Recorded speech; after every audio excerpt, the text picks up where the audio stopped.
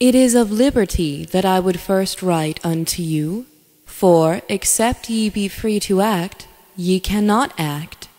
Yet all four gifts of the law must in some degree be exercised, seeing that these four are one. But for the aspirant that cometh unto the master, the first need is freedom. The great bond of all bonds is ignorance. How shall a man be free to act if he know not his own purpose? You must therefore first of all discover which star of all the stars you are, your relation to the other stars about you, and your relation to and identity with the whole. In our holy books are given sundry means of making this discovery, and each must make it for himself, attaining absolute conviction by direct experience, not merely reasoning and calculating what is probable. And to each will come the knowledge of his finite will, whereby one is a poet, one prophet, one worker in steel, another in jade. But also to each be the knowledge of his infinite will, his destiny to perform the great work, the realization of his true self. Of this will let me therefore speak clearly unto all, since it pertaineth unto all. Understand now that in yourselves is a certain discontent. Analyze well its nature. At the end is in every case one conclusion. The ill springs from the belief in two things, the self and the not-self, and the conflict between them. This also is a restriction of the will. He who is sick is in conflict with his own body. He who is poor is at odds with society, and so for the rest. Ultimately, therefore, the problem is how to destroy this perception of duality to attain the apprehension of unity. Now then, let us suppose that you have come to the Master, and that he has declared to you the way of this attainment. What hindereth you? Alas, there is yet much freedom afar off. Understand clearly this, that if you are sure of your will, and sure of your means, then any thoughts or actions which are contrary to those means are contrary also to that will. If therefore the Master should enjoin upon you a vow of holy obedience, compliance is not a surrender of the will, but a fulfillment thereof. For see, what hindereth you? It is either from without or from within, or both. It may be easy for the strong-minded seeker to put his heel upon public opinion, or to tear from his heart the objects which he loves, in a sense. But there will always remain in himself many discordant affections, as also the bond of habit, and these also must he conquer. In our holiest book it is written, Thou hast no right but to do thy will. Do that, and no other shall say nay. Write it also in your heart and in your brain, for this is the key of the whole matter. Here nature herself be your preacher, for in every phenomenon of force and motion does she proclaim aloud this truth. Even in so small a matter as driving a nail into a plank, hear this same sermon. Your nail must be hard, smooth, fine-pointed, or it will not move swiftly in the direction willed. Imagine then a nail of tender wood with 20 points. It is verily no longer a nail, yet nigh all mankind are like unto this. They wish a dozen different careers, and the force which might have been sufficient to attain eminence in one is wasted on the others. They are null. Here then let me make open confession and say thus, though I pledged myself almost in boyhood to the great work, though to my aid came the most puissant forces in the whole universe to hold me to it, though habit itself now constraineth me in the right direction, yet I have not fulfilled my will. I turn aside daily from the appointed task. I waver. I falter. I lag.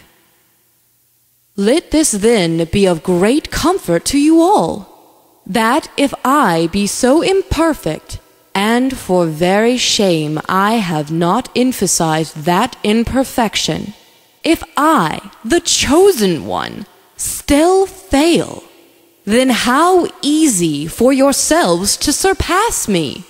Or, should you only equal me, then even so how great attainment should be yours!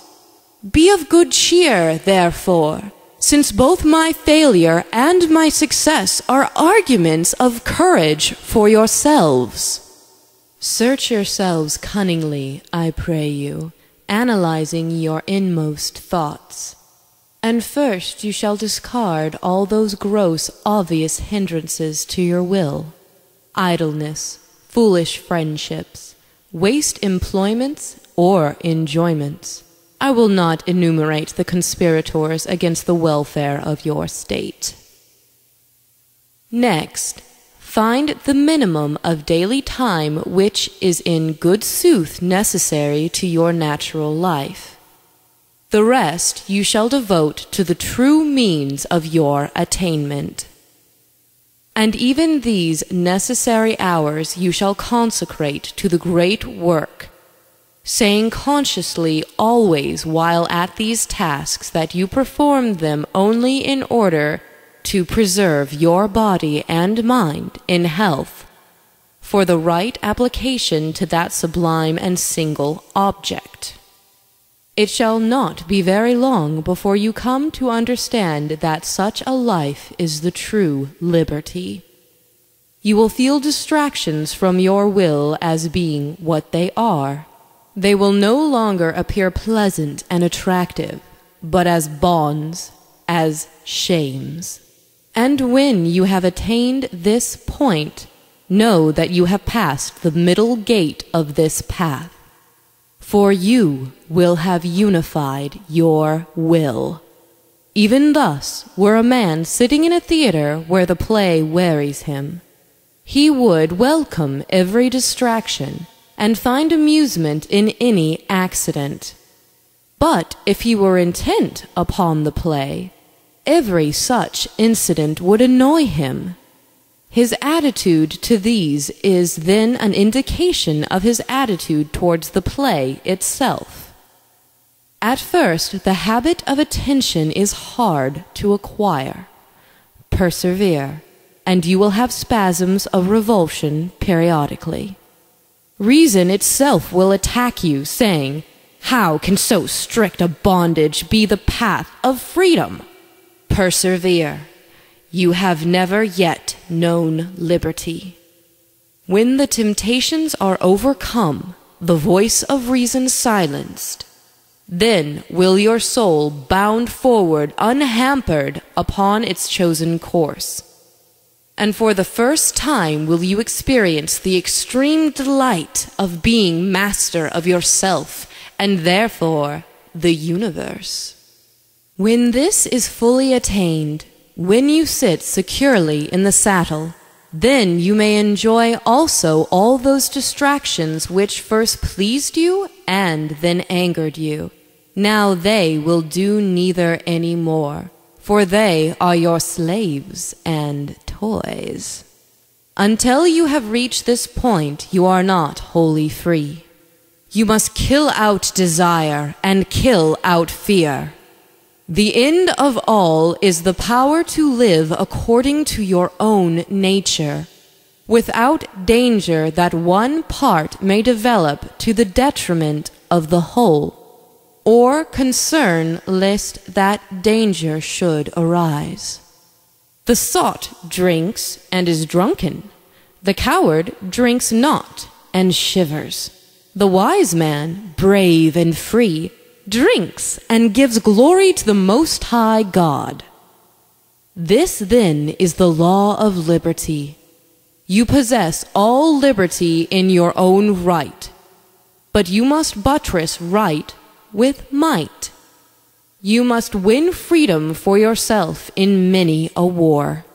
Woe unto the children who sleep in the freedom that their forefathers won for them. There is no law beyond do what thou wilt.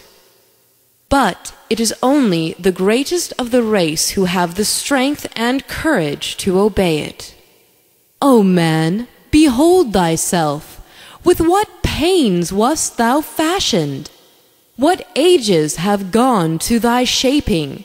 The history of the planet is woven into the very substance of thy brain. Was all this for naught? Is there no purpose in thee? Wast thou made thus that thou shouldst eat and breed and die? Think it not so. Thou dost incorporate so many elements. Thou art the fruit of so many aeons of labor. Thou art fashioned thus as thou art, and not otherwise, for some colossal end.